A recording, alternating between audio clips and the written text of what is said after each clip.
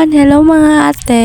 So, itong video na ito is Friday. Pero ngayon lang ako nag-voice over Sabado ng hapon kasi nga sobrang busy ante. Madaming assignment ante.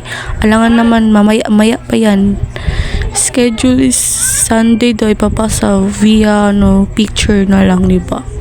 So, ito nga pala ate, tingnan nyo naman suot ko is PE uniform lang ako.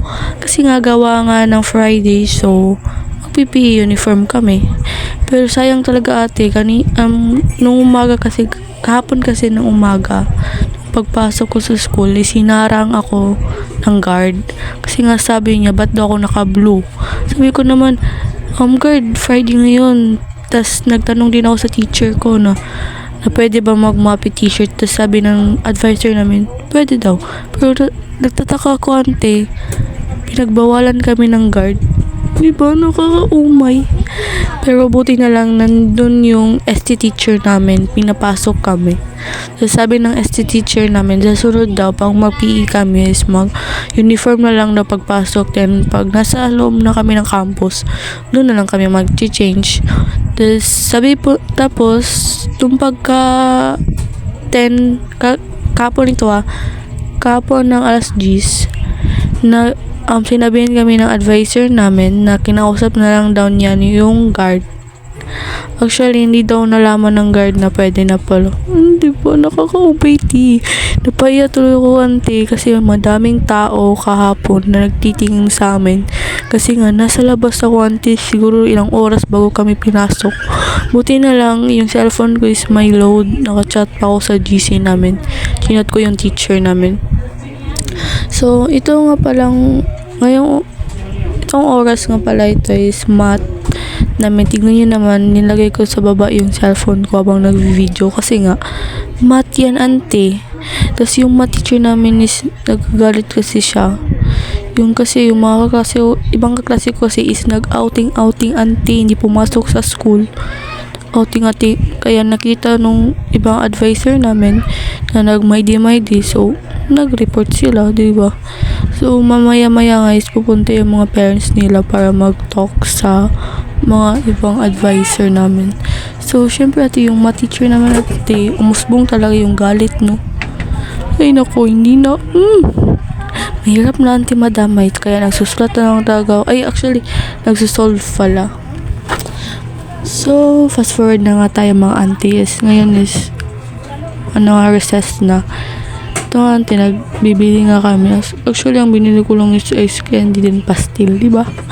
Ganun ako katipid auntie sa sarili ko. So, kaya din matipid, no?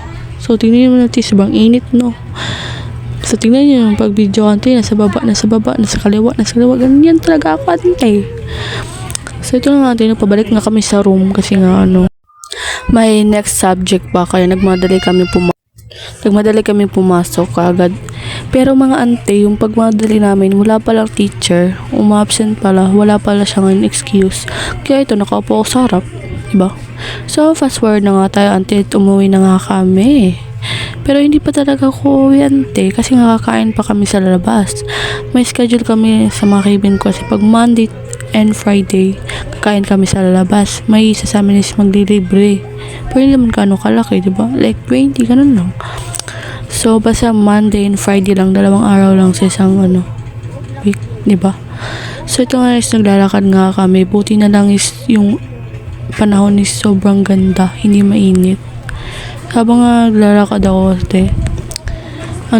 lumabas yung init. Yung walang klaro, charlo. Ito nga ako, ante, tignan yung buhok ko, ante, wala talagang guys, ayos niyan kasi nga gawa ng stress. Pero okay na lang, jokes na yan. So, ito na nga, ante, fast forward na guys. Malapit na nga ako makauwi. So, siguro dito na lang magtatapos yung vlog ko, ante. Maraming salamat sa pagpanood ng walang kwenta kong vlog. Tangin ng char lang. Sunod na lang po, bawi na po ako sa next. Bye-bye. Love you all. Thank you po sa panonood. Sana po nagustuhan niyo po yung mini vlog ko. Kahit po walang kaayos-ayos, walang ka-effort. Uy, mga auntie, baka naman like niyo naman yung mga video ko bago kayo mag-end ng video ko. I need more likers po para mas ganahan po ako mag-vlog, ganun. Di naman po sa nangingiya, bro. If you want to, willing naman po, mag-respect po ako sa inyo agad. Like na lang po. Like and share or ewan ko na ba sa inyo. Basta galing sa puso nyo. Yun lang. Maraming salamat. Bye.